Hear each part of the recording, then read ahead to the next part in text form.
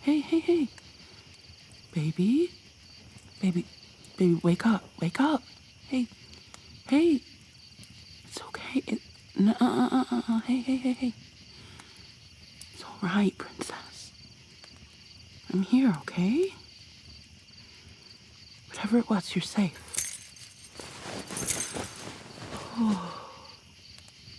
No, I stepped out to get some more firewood so we don't get cold come morning. Supposed to have a weather shift heading, right about now, actually. I stupidly forgot to get a new tarp for the stack of wood out back, so I had to get as much of it into the trunk of my car and inside as I could before... Well, looks like I made it just in time. Should rain for the next few days, but we aren't afraid of a little rain now, are we, princess? That was a pretty bad nightmare you were having there. Oh. You're all sweaty and disheveled and... Oh, God, here, let me grab you some water.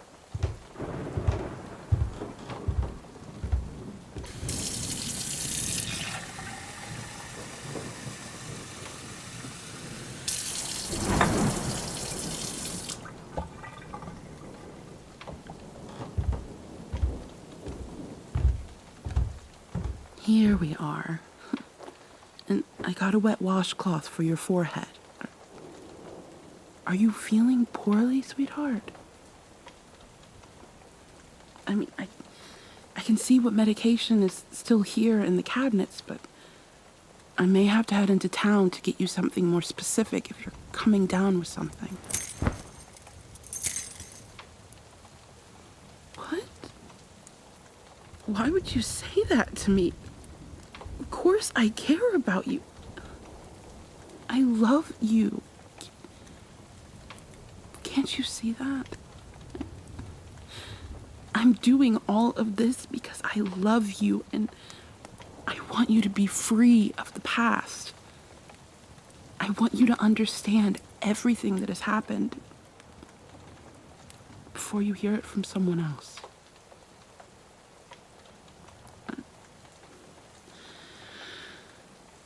I'm not trying to be intentionally cruel, so of course I care if you're feeling poorly.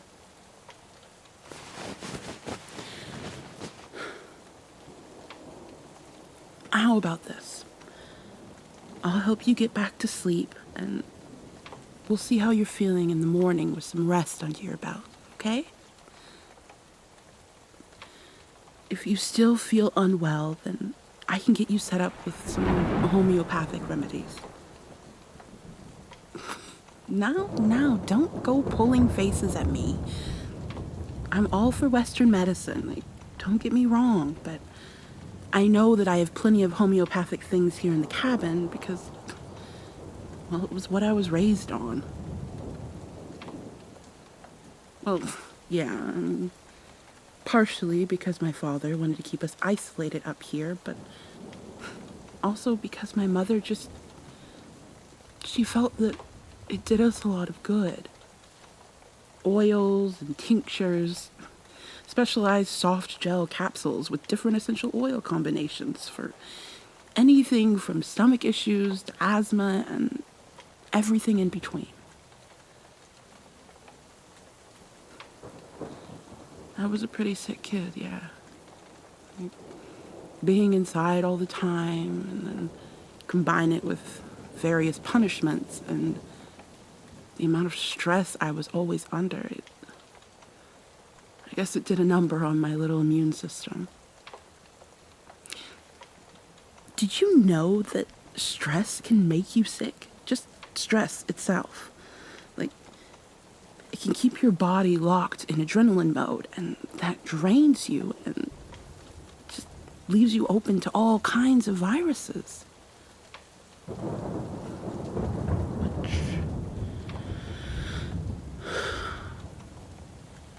Which is why I want to make sure you are as comfortable as possible, or you can feel as safe as I can make you. And I know that must sound absolutely moronic coming from the woman who kidnapped you, but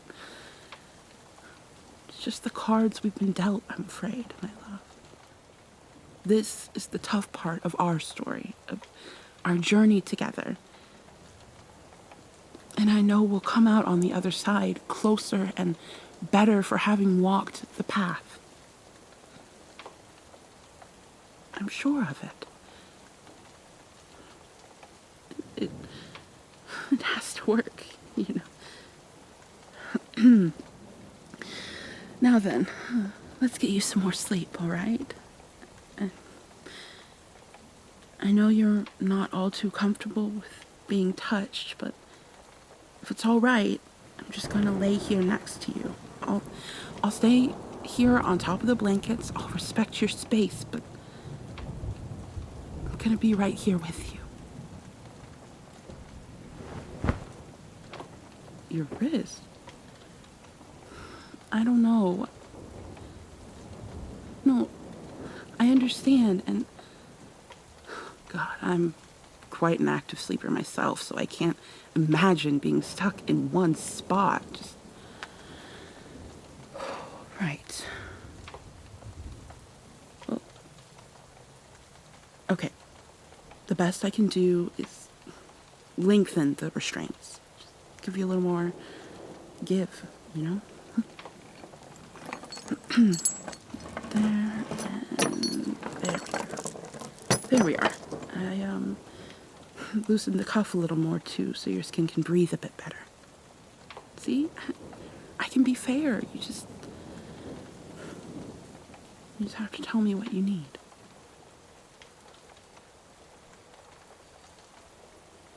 You would let me do that? No, of course, I don't mind. Mother actually used to rub my back and sing to me when I'd have my nightmares. She would sneak in while Father slept and sing me the same song night after night, but I never minded.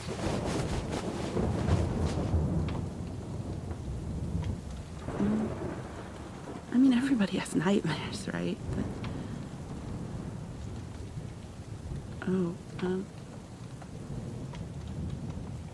I'm not sure, actually. I don't think I had any good dreams growing up. They all seemed to be centered around my fear of what Father would do next, or my fear of the abyss. Like, there were good times mixed in with the awful, but at night, alone in the darkness, it always felt like the abyss to me. It always felt like I could wake up and my freedom would have all been a dream. Like I'd gone mad and forgotten I was locked in a cage at all.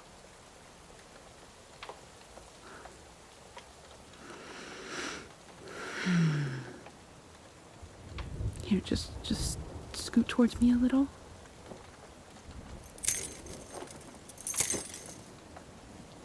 I wish we could have done this sooner. That I could have had the courage to tell you how much I care. The only thing I want in this entire fucked up universe is for you to know that you are loved beyond measure. I'll try to do better, I promise.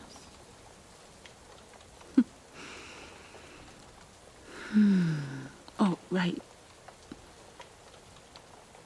Yeah. No, I remember it. A gentle breeze from Hushabye Mountain softly blows o'er Lullaby Bay. It fills the sails of boats that are waiting to sail your worries away. It isn't far to Hushabye Mountain, and your boat waits down by the quay. The winds of night so softly are sighing, soon they will fly your troubles to sea. Sweet dreams, princess. I'm right here.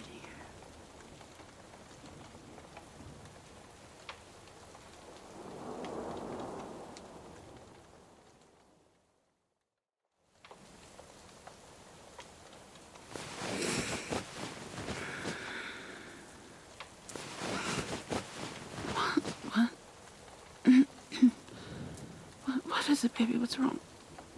Did you have another nightmare? Oh, no. No, it's fine. Here. I'll just unlock it and you can go. I trust you can manage a trip to the bathroom alone, right?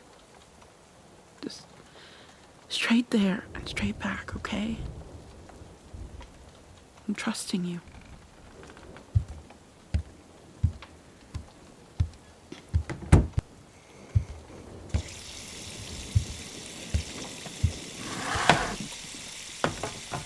You okay in there, love? Baby?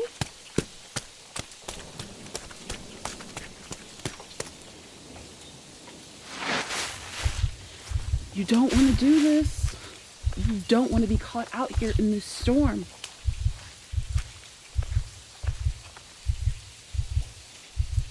I go.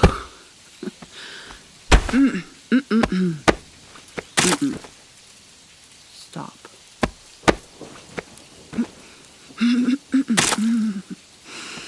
Oh, I go to all these links to make sure you are as comfortable as possible. I tell you the most intimate parts of my life, things I've been too ashamed to admit to anyone else. I sing to you. I get a fucking wet washcloth for your forehead, just treating you like the precious gift that you are. And you still defy me? I want you to remember this moment, baby love. I want you to remember the moment you could have chosen peace and civility, but chose the abyss instead.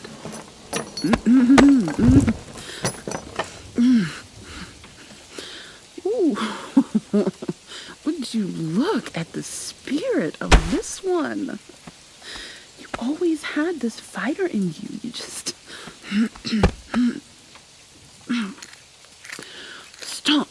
Stop it. You've always had this fighter in you. You just needed me to help you bring it out, kitten. You saved that fighting spirit for your time in the abyss, all right? I won't give you a long stint your first time if you can prove to me that you're sorry and you won't do this shit again. In you go, down below, to learn yourself a lesson. You fought back hard to disregard. Now you'll pay the piper. Here to keep you company, a cousin of the fighter. Slithering gift I bought her. My little girl, precious curls, learn to be a good daughter.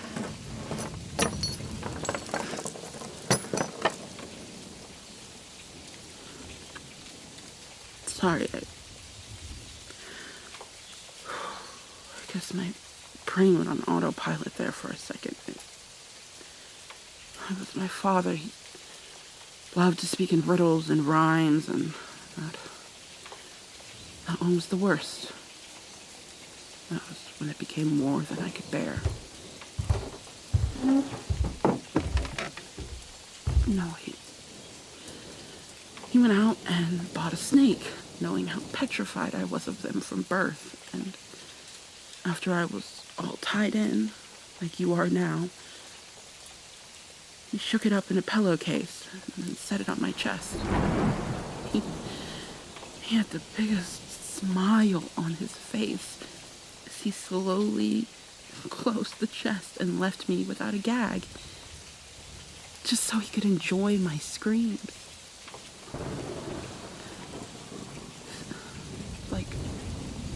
It was like his pride in the new torture he constructed in his twisted little mind was fucking palpable. No, baby. I will never, ever do those things to you. There are lines I will not cross, things that Father did to me that should never be done to another living soul, especially not someone I profess to love and care about. You may not understand my methods, but you can trust that I won't put you in harm's way. I'm not here to torture you like my father did me, okay? Funny thing is, I didn't even do anything that day to earn a stint in the abyss. Wasn't until 3 days later, as my mother was hoisting me out, that I realized it was his parting gift to me. He had caught Mother snuggled up with me in bed after a nightmare, and after taking her out into the woods for her punishment, he came up with the snake in a box punishment for me. It took Mama those 3 days to drag herself back to the cabin to save me. He beat her within an inch of her life. Did unspeakable things to her in an effort to humiliate her, I guess. And then I listened as he happily whistled and sang to himself while packing up and leaving the cabin and our lives. No, I mean, he sends money to keep my mother and brother from speaking out against him, but he knows he broke me. He knows I spent far too long in the abyss to ever stand against him. To ever tell anyone. I'll get the occasional card or letter once he finds my latest address, praising me for being his precious angel, but I know it's just him haunting me. He never loved me and he never will. I am unlovable.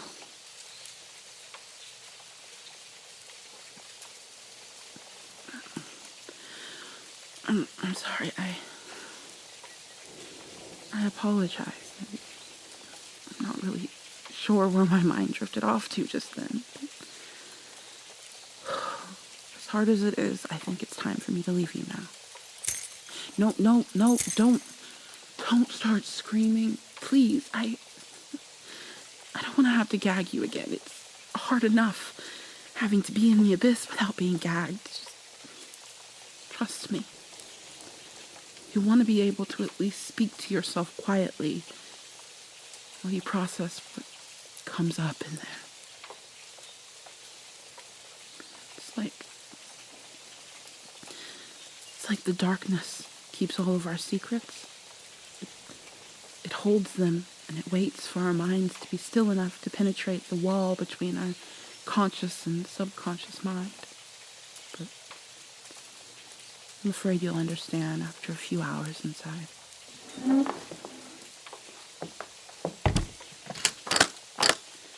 I'll be back around lunchtime. That's in about 8 hours. Just don't forget to measure your breathing in there. It can be easy to pass out if you get yourself all worked up, so just take this time to think about what you really want out of our time here, okay? I have to go. This'll work, I promise. It has to.